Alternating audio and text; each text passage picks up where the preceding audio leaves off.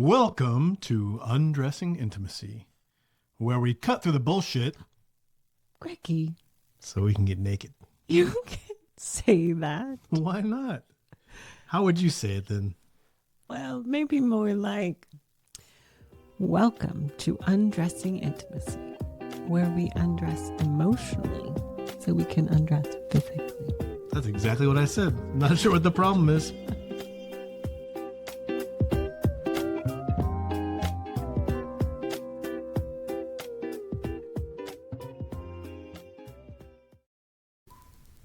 Well, here we are. Hey. Podcast number 3. Woo woo. Can you believe it? We're Let's do so this. excited. This was a big week for us. We actually introduced our new website, our new podcasts, new logos. We sent out a new blog post. And we are so grateful for all of you that showed up to be able to watch those, that downloaded the podcast and went to our new website. So thank you very much. We really appreciate it. So much, so much. During this process, we were taking and posting some of the old things we had onto our website. And I came across an interview that we'd done in 2022. We were just baby relationship people at that time, just barely into this whole thing. Emerging. Well, we'd been in a while, but Well, we we've were been in this whole thing, emerging merging and being able to share it with other people. yeah, and talk presenting. Yeah, yeah. About it. But the interesting thing is I went about listening to this interview that we went through. I realized there's some very basic, fundamental things that we kind of take for granted now since we've kind of got into other stuff. And I'm like, you know what? It would be nice, Amy Lou, if we kind of took it back to basics. And so in this podcast, we're going to try to take it simply back to the basics and talk about some of those things we talked about in the interview that make the foundation of a good marriage relationship. Sounds like a plan, What do Greggy you think boy. about that? Let's do it. All right. In the very basic problem we have in marriage is this thing we're trying to do of being individual, but yet being together. Yes. I talked about it in this interview about how we spend our whole courtship trying to prove to the other person how great we are. I only showed you the very best sides of me, right? And hoped and prayed that those would be even good enough that when I begged you to marry me, you'd say yes. Well, except when I touched your knobs. Oh, yeah. She touched my knobs. Those were my car knobs on my car radio that I was very sensitive to. So Than that, you showed your best side. Yeah, I may have gotten a little upset about that. You're right. I'm sorry. I apologize after all these years. But this challenge is we spend all this time courting each other, trying to show each other how great we are, and then we get married. Yep. And guess what? We're really not that great. Well, we are, but we're also human. So there's weakness and greatness. There's some flaws and some quirkiness and some strengths. And so you sort of like have an unveiling and you can see more of the wholeness of the other person. Talk to me a little about why this is important, Amy Lou. I know, like, we kind of were taught that we should always put our best foot forward. So why is it bad that maybe we don't show some of these other sides of ourselves in marriage? I don't know that I would say it's bad. I would say it's a typical pattern of courtship. I think it's very normal to meet one another and to think this person is filling in all my gaps. They make me feel so wonderful. They're amazing. I love them. We're going to be this amazing team. And then to get married and realize all of the things that you thought were so complimentary and wonderful are now the things that become difficult and a source of conflict or gridlock or irritating. And that is normal. I remember in our courtship, you seemed to be so free with your energy and your time and your money.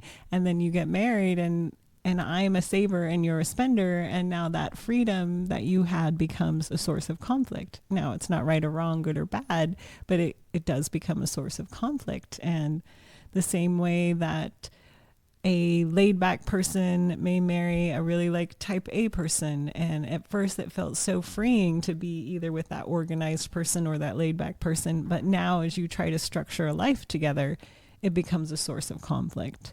So I think it's a natural progression in relationships, and that conflict is really pointing out an area of growth. But what often happens is we get stuck in that conflict and we stay in it, and we have the same argument and the same discussion and the same fight, and we don't ever actually get to repair or resolving it because of the main conflict in marriage.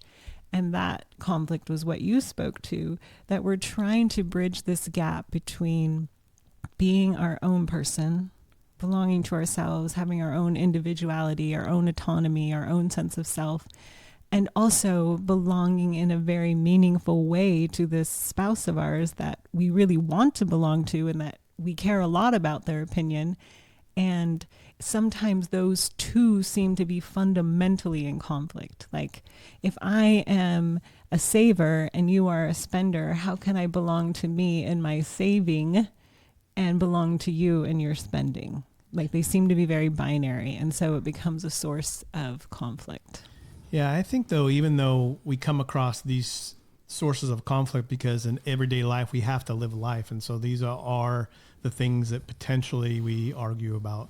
You know, we've talked about money. Obviously, that's one of those in the relationship that we always do it. Sex is always another big one, right? Because desire of the difference in desires, the way that we raise our kids. We could probably list all of these out.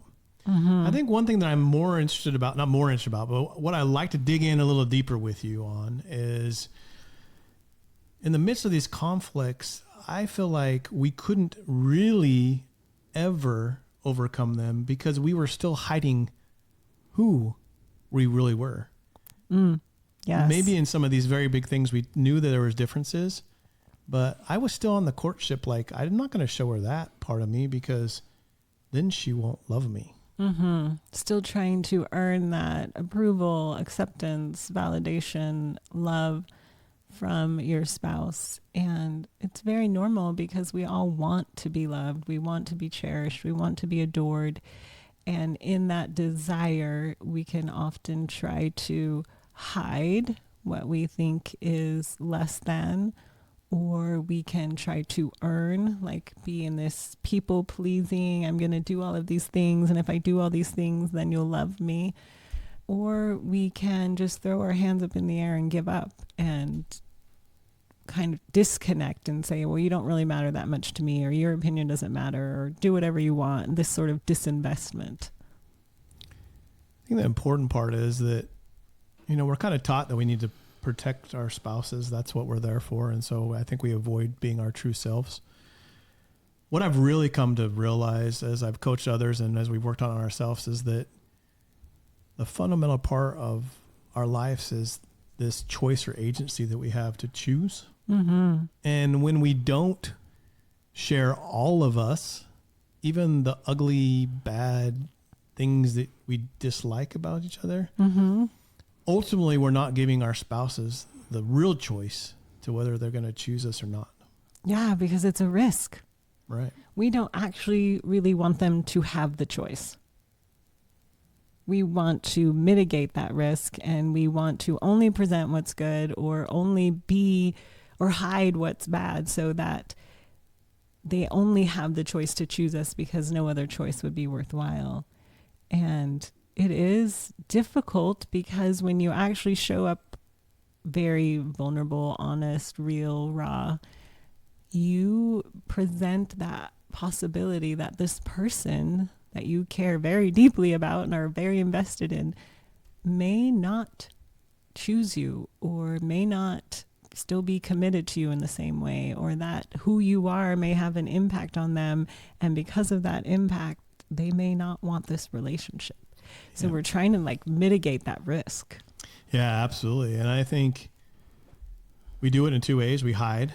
Yes. The other way that I've seen it with clients that I've coached is that we deny that there's ever an out. Like, I will never put divorce on the table because I promised God that I would stay with you for eternity. Even if it's hell, my eternity might be hell.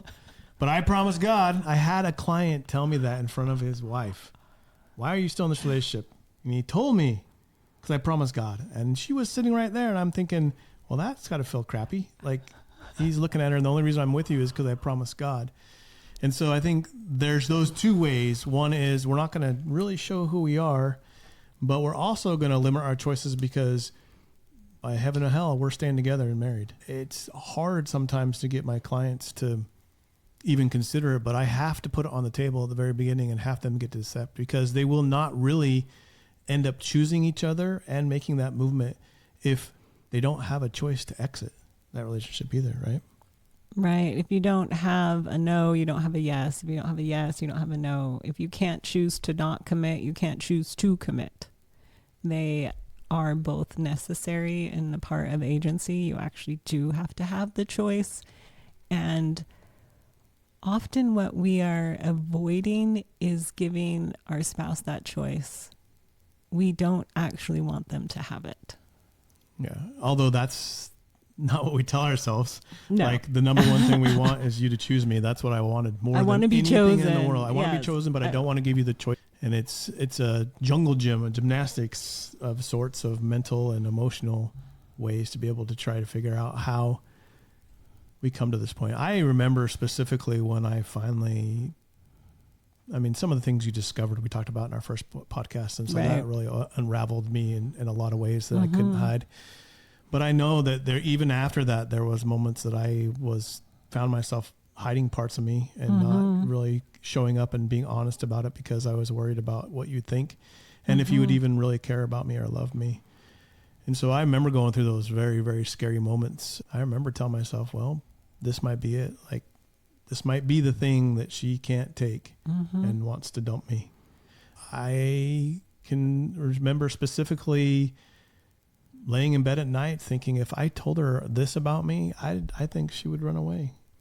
And it takes two sides, right? I think for us, it took me being willing to be vulnerable enough and saying, okay, if Amy doesn't really know me, then she really isn't choosing me. So I'm not being chosen anyway. But also took really courage on your side to be able to hear and listen and hear these things about me and still choose to maybe love me.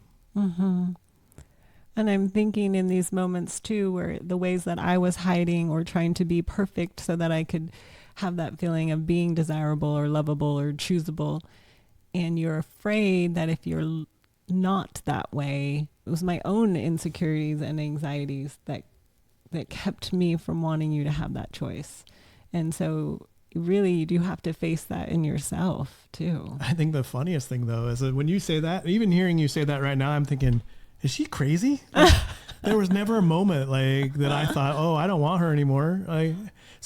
Maybe we put it on that spouse that we feel so fearful that they're going to do it. And in reality, they really do care about us, even when they find out the most dark sides of us.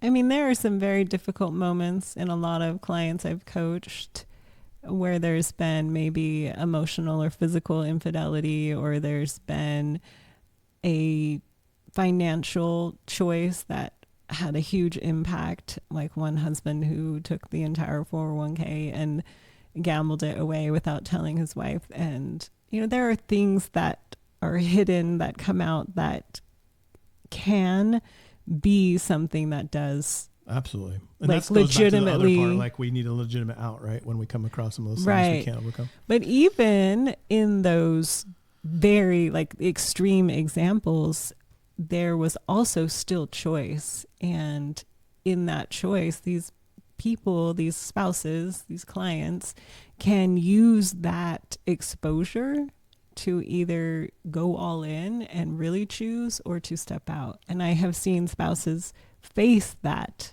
exposure. Like we had exposure in our marriage we talked about yours in the first podcast. I had a lot of exposure in ways that I was controlling you to try and control my anxiety. And those types of exposures can make you feel like, okay, they're probably going to leave me, or they're not going to choose me, or why would they want me, or is this salvageable? Can we work through this? and they feel very scary, very scary. I think it's more than they feel scary. They are very They scary. are scary. It's not just a feeling. It's true. And I think we talk a lot about with our clients the very first, like, listen, I'm not here for your marriage necessarily. I'm not here to save your marriage or help your marriage be better. I'm here to help you control the one thing that you can, and that's yourself. Yep. And if you can get better and be the best version of you, whether the option is to stay and love the person you're with, that's great. Awesome. Let's celebrate it. If this is not going to work out and it will never work out and we're going to exit it, at least we worked on the things that are causing you not to be the best version of yourself. Because it's been shown in studies over and over again, second marriages are less likely to exceed than even the first ones, because most of the time those same baggage and same things and problems that you haven't worked out just show itself again. And now you have the whole extra baggage of being in a second marriage too.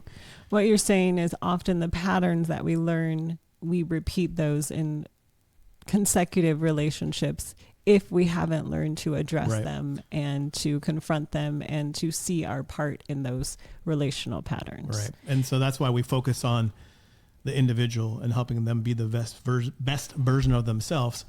And ultimately that helps the relationship come together. And that kind of leads us into the other thing, next thing we want to talk about some of the ways that we go about in a marriage, trying to overcome this problem that we have of wanting to be chosen and known, but not knowing how to go about it. And that is very much one side of the spectrum. When we talk about differentiation, if differentiation is in the middle, one side of the spectrum is enmeshment, and the other one is toxic independence, right? Yes. And so let's talk a little about enmeshment. Tell us about enmeshment.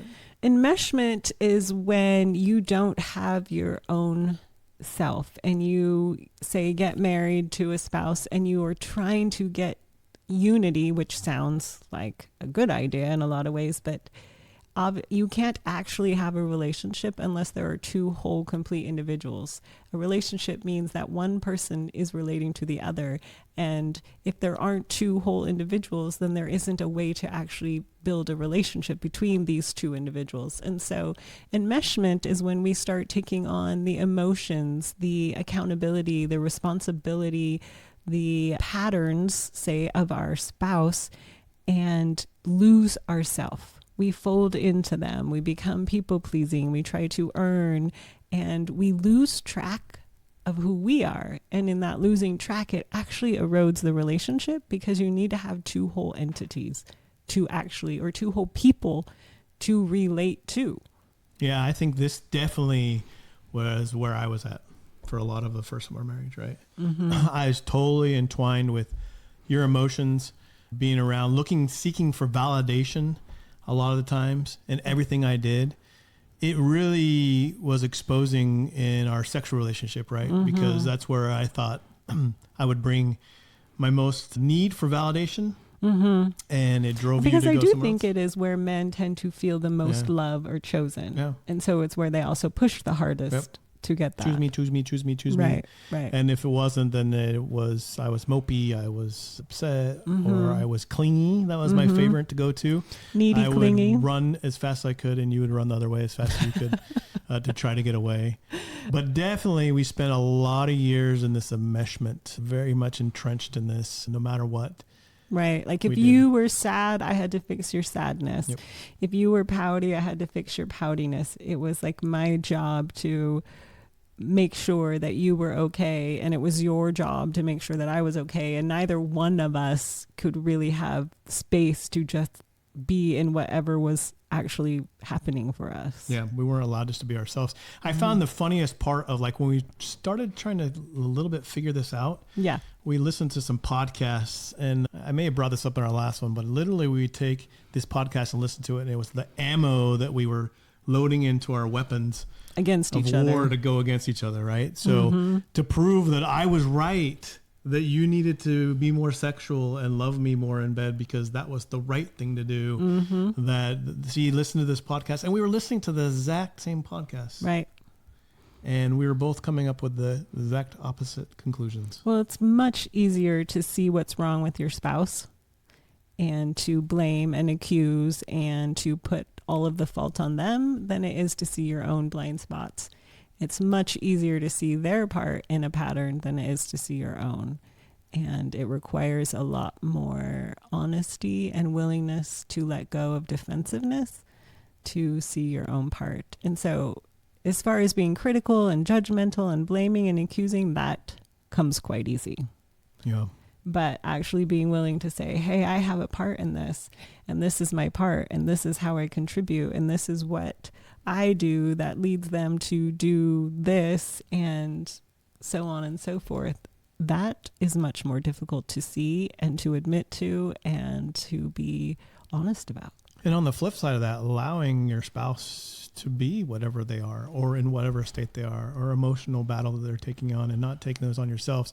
I think that's the biggest change that I've seen with myself. I know that there was things that I would talk about or be wound up in emotional trauma of my own, and I would always get a reaction out of you. And I knew that reaction was going to come. Whether it was good or bad, I knew it was consistent, right? You were going to pull on my strings and I yank didn't know them. if I was really trying to pull on them myself, but I knew that if I'm bringing this topic up and we're going to have a discussion about it, this is where it's going to end. And it's going to end in your reaction trying to control and fix the situation this way, my reaction being upset about it. There was all of that enmeshment happening that we're talking about, and it was very consistent, right? And I think sometimes the things that still surprise me, Yes. even as much as 2 days ago, Yes. I was very much wound up in my own emotional mess, right? Yes. Yes. And instead of you jumping in trying to fix it, you said, I'm sorry you're having that, to let me know when it's fixed. Well, not quite that. I Maybe said, not that way, but I'm here for you if you need it, but good luck, I said, I trust that you will be able to center yourself again. Right. And I think the work that you're doing is important, and I'm here to support you. And even remember, just as much as last night, having conversations that I know we would have in the past, that I would have gotten this reaction of you, even to the point of I still pause and think it's going to come and it doesn't come. I know I probably should admit that to you right now, because you can be used against me, but Used against you. I remember one part of the conversation last night when you were like, hey, listen, buddy, this is what I think is going on, and this is why I do this, and you're causing this. And I was like, no, excuse me, that's not right. And it wasn't in a mean way, but it was in a way that I probably would have stood up for myself in the past, because this is what I would have expected to happen. You would have gotten really quiet. Yep. You would have walked away. Yep. I would have found you in the closet crying on the floor. Yes. And I would have run to you as fast as I could to soothe me. And I would have soothed you and said, I'm sorry. I was wrong to say that, when I didn't really feel the way that I was wrong to say it. And again, it's not the point whether you're right or wrong. I think the nice thing about it, we've gotten a way to allow each other to be where we're at. And it's not, am I right and you wrong, or who's wrong and who's right? It's, where are you at and how are you going to get there? And are you working on yourself to be the best version of yourself and overcome those things? And I'll be here to support you, but I don't own it, and we're okay. And I can see it right now in my head. Last night, laying in bed, having that conversation and remembering the moments that if I would have come back and said this to you a year ago, even, we would have been on the closet floor sobbing. Right. I was still very fragile in my own sense of self, which is what led to you having to step in and soothe me. That was the enmeshment right there, right? My own fragility. You had your own fragility, and those two would lead us to have to take care of and manage each other. And we used a lot of control, and we used a lot of like covert manipulation, which sounds like a really ugly word. And maybe in some overt stuff too. And some overt. I was really good at manipulating. And it's hard to think, because we generally think of ourselves as pretty good people. Yeah. And to think that we would be controlling or manipulative or trying to get something from someone, it's kind of hard to like own up to that and see it in yourself. And it hurts a little bit, or a lot, honestly. And so it's hard to think like, I am a good person and I did this manipulative thing. Yeah. I think one of the tools that I've learned to use for myself, and I've tried to teach my clients to, is a little word called curiosity. Yes. Instead of getting defensive now when we talk about these things, I try to lean into being curious. It's never a bad idea to ask a question. Right. Or tell me more. Or what's that like for you? I think of it more like being a scientist who is open and is curious and wondering, what is this experience like? And observant, not interrupting, not defensive, as opposed to a judge who comes in and declares whether something is right or wrong, moral or immoral, good or bad. I was a judge. Very much so. Mm-hmm. I always had to be right. Yes. And you always had to be wrong. Yes. But that little word curiosity goes a long ways. If we can always double down to curiosity, even in a mix of our emotions, then we're tied up in that emotions and we're really feeling it, right? And we've even might feel like we've been scarred in some way by each other. And we might have been. And that person still might even have done something wrong. Yeah. But if you double down to find out why, to try to ask the curious questions of where is this really coming from, usually the offense or what's taken place is the smoke. It's usually not the fire. So I have an example just very recently, not from our relationship, but from a client I was coaching, and they've been having a discussion about the wife's business. She owns her own business and the husband is an entrepreneur and he owns his own business. And the husband has been critiquing the way the wife runs her business. Are you tracking this? Are you tracking that? Why aren't you doing this? How much money are you making? What are you charging? And so on and so forth. And it's become a really touchy, triggering topic. And so we were coaching and he was convinced that he was really just trying to have a conversation about how she was running her business. And we got curious and we got more curious and I kept asking questions and tell me more and tell me more. And as we spent time talking, it came out that he wanted to go on a trip a little while ago and they do their budget and things together. And she was critical of using some of the family money for this discretionary income for him. And that critique was so hurtful to him that he started critiquing her in her business because he felt undervalued and underappreciated. So they've been having this argument for a couple years about how her business was being run, but it was the complete wrong argument. The conflict was really that he felt she had freedom in her business and access to money that he didn't have. And he was working so hard to provide and he didn't have access to freedom like that. And not only that, her critique and judgment of him felt like she was judging what he provided and how meaningful it would have been for her to say, you know, you provide so much for us. I'd really love for you to be able to take this and use it.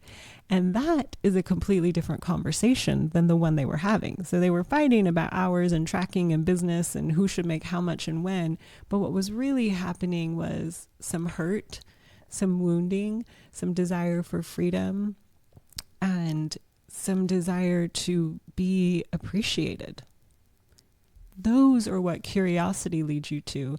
And then when you have a conversation that says something more to the effect of, you know, I am feeling underappreciated, and the critique you made about me wanting to spend this little sum of money when their finances are in really great order, they have plenty of money. This is not a case where they are hurting in any way. And it felt like I'm not appreciated. And what would be so meaningful to me is for you to know that and to understand that this is something that would mean a lot to me. And it's a way that you can support me or say, like, I really appreciate the hard work you do and the way that you provide for the family. And I'd really love for you to go enjoy this week and use this money. And that's a completely different conversation than the one that they were having. I think there's two keys to this, right? One key is when you come in with curiosity, you really have to have the intent to know and not to manipulate, right? We've talked about that before. There's always, if I'm doing this trying to get something or extract something out of you, not going to work. Nope. I think the other side of that is from the person that's being asked the curious questions, being willing to address your own anxieties and need for control, to really be able to take those questions and not be defensive about them, but question yourself. Yeah. Ask yourself what's really going on. And it took several questions for us to get to that. And when he kept looking, he realized he was quite hurt. And in that hurt, we do a lot of things, right? And his hurt turned to anger, and the anger turned to critique and judgment of his wife, which is really common. And he was thinking they were fighting about one thing, but it was really, this hurts. Yeah, and when you can't control and regulate your own emotions and work on them, then there's no way you're going to be in contact with someone else and be able to work through them, right? Mm-hmm. And so the key really is owning your own and working on them, realizing what makes you anxious, disappointed, all discouraged, those feel bad undervalued. emotions, or not, I don't know, can we say bad? What's the right word? No, those less appealing. One, I those don't know. Uncomfortable emotions. Those uncomfortable emotions. Really owning those for yourself. Mm-hmm. And of all the things we've talked about, I think the underlying thing we see that's the problematic is when you try to control. Yes. And we all do it. We all have controlling mechanisms that we all do, and we all learned from our families of origin, and we all need to work on. Every single human being. Tell me a little about, there's two sides of our brains, and you've done a lot of studying of these brain sides. And tell us a little bit on more, that's the non-scientific way of saying it, but give us a little more details on it of why it's natural for the non-thinking side of the brain, for the reactionary side of the brain, to do these things, to try to protect you. So our primitive brain, or our limbic brain, or our lower brain, however you want to call it, is trying to always create safety. And we think that if we aren't belonging in a group, or if someone thinks negatively of us, or if there's a threat, that we are not safe. And many of these things aren't actual threats. This is the brain that actually deals with real legitimate threats, like as if you were physically attacked by someone. But we often have interpretations of being attacked or feeling attacked, or just from maybe a criticism or a judgment, as if it were a physical attack. So this brain is trying to protect at all costs. It's like the do not get killed brain. And that seems extreme, but it actually sees so many things as a threat to survival. And so in that threat to survival, it is going to react quickly and strongly and intensely. However, if you take some time to recognize the emotion you're in, whether it's frustration, anxiety, discouragement, disappointment, whatever it is, you name it, and you just breathe for just a few minutes. You go into the body, you relax. It calms down this primitive limbic brain. Some people do this through a walk. Some people do it through journaling. Some people do it through just kind of shaking. Horseback riding. Yes, Greg does it through horseback riding. Anything that just allows you a moment to identify what's going on for you and to be aware of that. What that does is it calms down that entire limbic brain. And the reason you want to calm down that limbic brain is because it is so reactionary. It's not very detail oriented. It's not very wise. It's not very capable of seeing what's really happening. It's very defensive. And if you can calm that down, then you have now access to your prefrontal cortex, which is far more wise, which is far more resource, which is far more able to look at the broader picture and more able to take in the complexities and the details, and is far more able to be curious and open and wonder. And so this is the area, the centers of your brain that you want to get to that will really build relational capacity.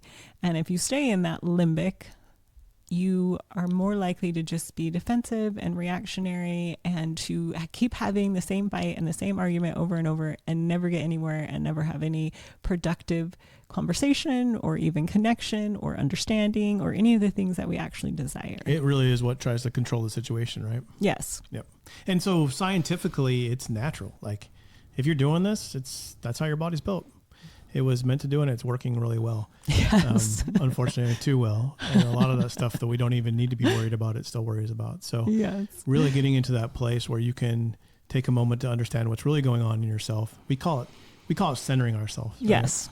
I can tell, hey, I don't know what's going on, but that limbic side of the brain? Limbic. See, she's teaching me to speak to what it is. Side of the brain is firing on all cylinders. Yep. And it's got me thinking some crazy stuff. Yes, it does. And before, I would never share that with you. I would just hold it on to myself and think, what is going on with me? I'm crazy. Mm-hmm. And so we really talk about being centered, like getting back to our center, controlling our own emotions so that we can have a so much controlling them as much as it is accepting, honoring, processing, regulating. It is allowing them to move through you instead of fighting against them, stuffing them down, repressing them. Because really those emotions are like check engine lights or canary in the coal mines or different flags that are alerting you to things that are important and are valuable. And so you don't actually want to suppress them. You want to be able to be a little more curious and a little more